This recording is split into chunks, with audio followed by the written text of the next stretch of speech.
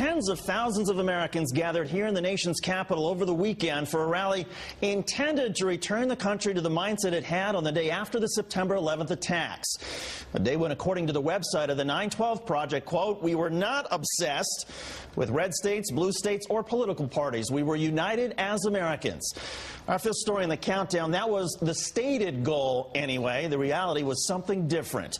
On Saturday, an estimated 50 to 70,000 gathered in Washington, not to unite behind the president, as this nation did, regardless of political affiliation in the wake of the 9/11 attacks, but to unite in apparent hatred of the current president, Barack Obama.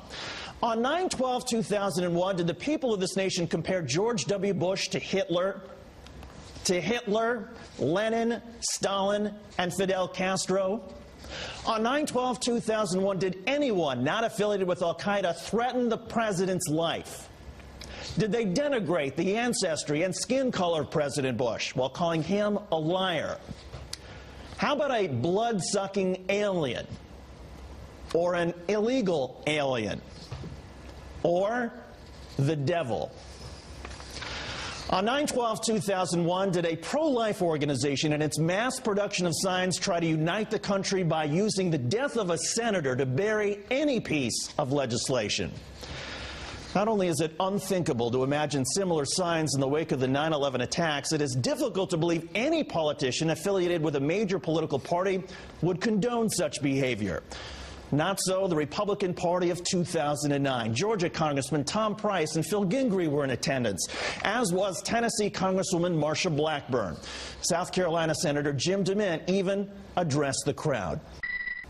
One man saving freedom is another man's fomenting of hatred. Senator DeMint also claimed that the attendees were a cross-section of America. If by cross-section he meant white, whiter, and whitest. Speaking of which, a reminder of the Brain Trust who brought us Saturday's Intolerance Festival in the first place. We weren't told how to behave that day after 9/11. We just knew it was right. It was the opposite of what we feel today. Let us find ourselves and our solutions together again with the 9 founding principles and the 12 eternal values. This is the 9/12 Project. Are you ready to be that person that you were that day after 9/11 on 9/12? I told you for weeks, you're not alone. I'm turning into a frickin' televangelist. Lots to talk about tonight with our own political analyst Howard Fineman, senior Washington correspondent for Newsweek magazine. And Howard, good evening. Good evening, David. Howard, the Republicans are not merely condoning the behavior of the fringe element of their party, but embracing it. A message of intolerance helps the Republican Party. How exactly? Well, it doesn't help them, and they're not all embracing it.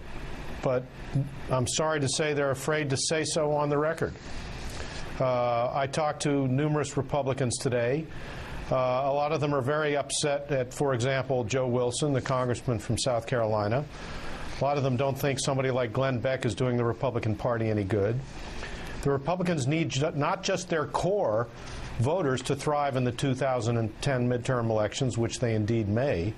They need independent voters in the middle, and there's a tug of war going on, David, between the desire of independents to support the Republicans over issues like the debt and the deficit, and the way some of the Republicans are behaving that repels those very independents. Well, speaking of, Senator DeMint told the crowd on Saturday and repeated today that the protesters were informed. Given what some of those signs had to say about the president, wouldn't that be fomenting hatred, if not violence? Well, they're at the very least looking the other way. And they're looking at the glass of tolerance half full, when in many cases there isn't even a glass, David. But what the Republicans I talked to today said was this. These people are there because of big government. They're there because of fears about the debt and the deficit. And I think to some extent that's true. I've been to tea parties. I've been to town hall meetings. I can sense that.